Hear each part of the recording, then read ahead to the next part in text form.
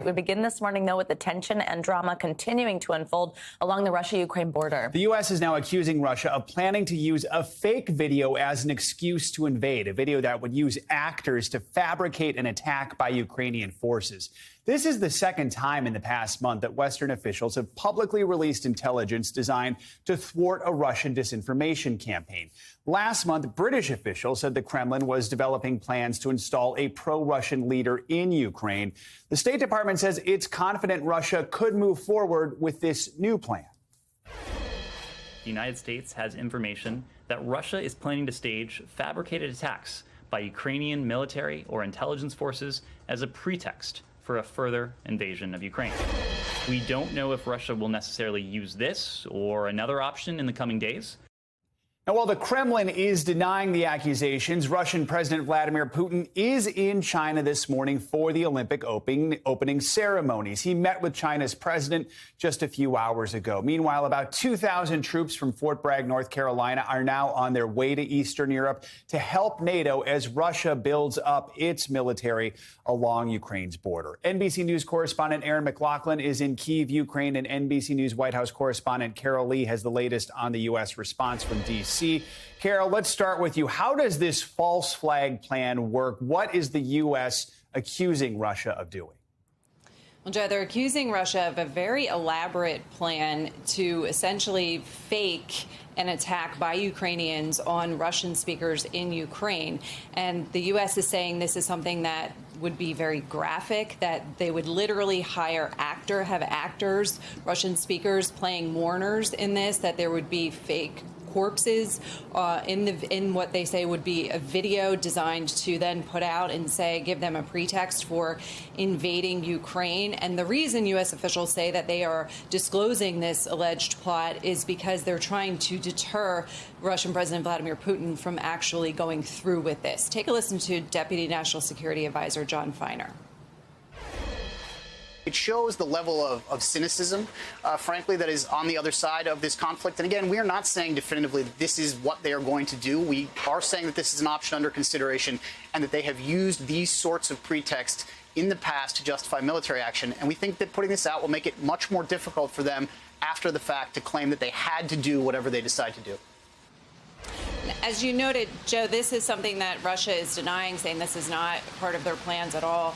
And for the U.S.'s part, they were pressed on what evidence they have, what they could show the public that this is actually true, not just based on their own words saying this intelligence exists. And so far, they've declined to provide that, saying it would compromise sources and methods. Yeah, so, Erin, as Carol mentioned, the Kremlin is denying this. What else is the Kremlin saying, and any reaction in Ukraine?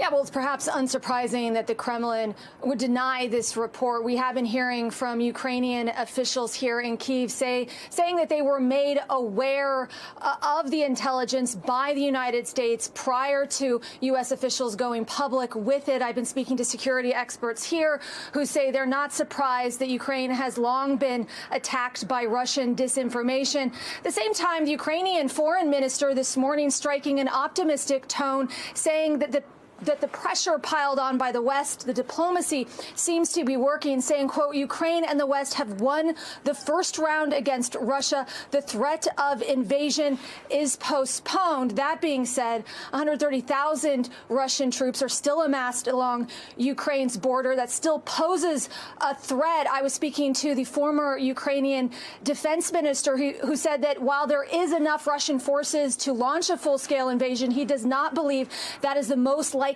outcome at this point, because he said that's not enough forces to actually hold a city such as Kyiv. Take a listen to what he had to say. If you're an invader, if you're actually moving into somebody's country, you need much more forces than to defend it. Kyiv obviously is a zone of risk because it's an economical center, it's a political center, it's financial center, it's the center of headquarters of large companies and so on. But at the same time, Kyiv people are extremely ready to defend the city. Here is one of the highest levels of readiness. He also pointed to an opinion poll taken in December, which shows that 30% of Ukrainians responded saying they'd be willing to take up arms to defend this country. He said that's another key factor, likely to be another key factor in the Kremlin's calculus, Joe. So, Erin, Vladimir Putin is in China this morning for the opening ceremonies. He was with China's president earlier this morning. Do we know how that meeting went? Did Ukraine come up at all? Well, the crisis in this region was a subject of discussions following that meeting. The Kremlin put out a joint statement on the behalf of China and Russia in which China expressed its sympathies for the Russian position, essentially agreeing with Russia's position that there should be no further NATO expansion.